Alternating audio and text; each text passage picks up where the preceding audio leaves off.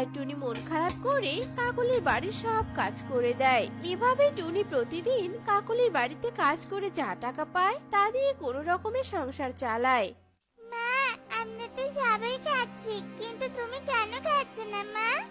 তোরা খেয়ে নে মা, আমি পরে খেয়ে নিব, এখন ইচ্ছে করছে না খেতে।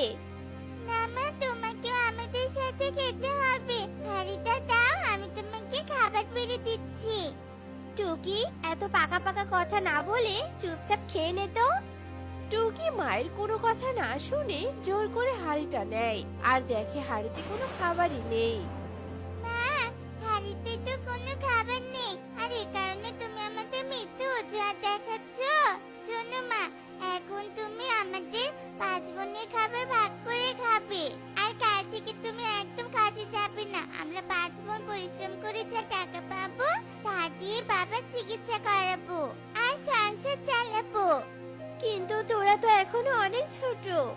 তোমার চোখে ছোট মা, কিন্তু আমরা এখন অনেক বড়। মেয়েদের মুখে এমন কথা শুনে টুনি আর না করে না। টোনা বসে বসে এসব দেখে আর চোখের জল ফেলতে থাকে।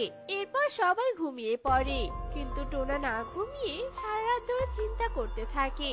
আর অতিরিক্ত চিন্তা করার কারণে টোনা হার্ট অ্যাটাক করে আর এক পর্যায়ে টোনা মারা যায়।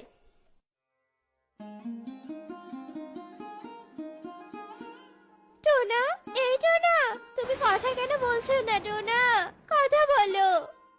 মা, বাবা যে নিঃশ্বাস নিচ্ছে না, তার মানে বাবা নেই মা। টোনা, এভাবে তুমি আমাকে ফাঁকি দিয়ে কেন চলে গেলে? কেন চলে গেলে বলো টোনা? সবাই টোনার জন্য ভীষণ কান্না করতে থাকে। এরপর জঙ্গলের সব পাখিরা এসে টোনার সৎকার করায়। এরপর দেখতে দেখতে কেটে যায় বেশ কিছুদিন। সবাই টোনার শোক কাটিয়ে স্বাভাবিক জীবনে ফিরে আসে। মা, আমাদের যে জমিটা আছে, আমরা 5 বোন সেই জমিতে টমেটো চাষ করব। ঠিক আছে রে মা, তোরা তাই কর। আমার যে আজকাল শরীরটা ভালো যাচ্ছে না, তাই সাহায্য করতে পারবো না। আচ্ছা ঠিক আছে মা, তুমি শুধু আমাদের আশীর্বাদ করো। ঠিক আছে রে মা, আমি তোদের প্রাণ খুলে আশীর্বাদ করলাম। এরপর 5 বোন মিলে জমিতে যায় আর 5 বোন মিলে পুরো জমি চাষ করে আর তাতে টমেটোর চারা লাগিয়ে দেয়। এরপর বাড়িতে ফিরে আসে আর তারা রোজ তাদের জমির যত্ন পরিচর্যা করতে থাকে। এভাবেই দেখতে দেখতে কেটেছে আরো বেশ কিছুদিন। আর এরই মধ্যেই টমেটো গাছগুলো অনেক বড় হয়ে যায় আর তাতে টমেটো হয়ে পেকেও যায়। মা, চলো আমাদের সাথে জমিতে চলো। আজ আমরা আমাদের চাষ করা ফসল তুলে বাজারে বিক্রি করব। হ্যাঁ রে মা, চল। এরপর সবাই মিলে তাদের জমিতে যায় আর হাতে হাতে কাজ করে সবাই মিলে টমেটোগুলো বস্তাবন্দি করতে থাকে। তখনই সেখানে কালু কাক আসে। আরে আরে টুনি, তুই না সেদিনই আমার বাড়িতে কাজ করছিলি, আর আজ এত টমেটোর মালিক হয়ে গিয়েছিস? বাজারে তো টমেটোর অনেক দাম, তোরা তো টমেটো নয় সোনা ফলিয়েছিস রে। ধন্যবাদ কালু দাদা। তা একদিন কাকুলি দিদিকে নিয়ে আমার বাড়িতে এসো, কটা ডাল ভাত না হয় খেয়ে যাবে। সেসব পরে হবে, এবার উপহার হিসেবে আমাকে 10 বস্তা টমেটো দে তো।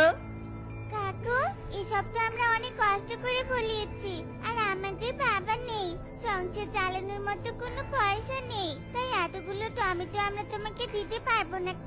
কি আমার মুখের উপর না করলি? এই বলে কালু টুকিকে থাপ্পড় মারে আর তখনই সবাই রেগে গিয়ে কালুকে আক্রমণ করে বসে আর লাঠি দিয়ে কালুকে মারতে থাকে। দেখেছো কালু দাদা, আমার মেয়েরা কেমন প্রতিবাদী হয়ে গিয়েছে। এমন ভুল আর দ্বিতীয়বার করো না, তাহলে নিজের প্রাণ নিয়ে বেঁচে ফিরতে পারবে না। আমাকে এভাবে অপমান করলি তোরা, এর প্রতিশোধ আমি একদিন ঠিকই নিয়ে ছাড়বো। যাও যাও, কত পারো তা দেখা যাবে। এরপর কালু কাক সেখান থেকে চলে যায় আর 5 কন্যার মা তার 5 কন্যাকে নিয়ে অনেক সুখে দিন কাটাতে থাকে।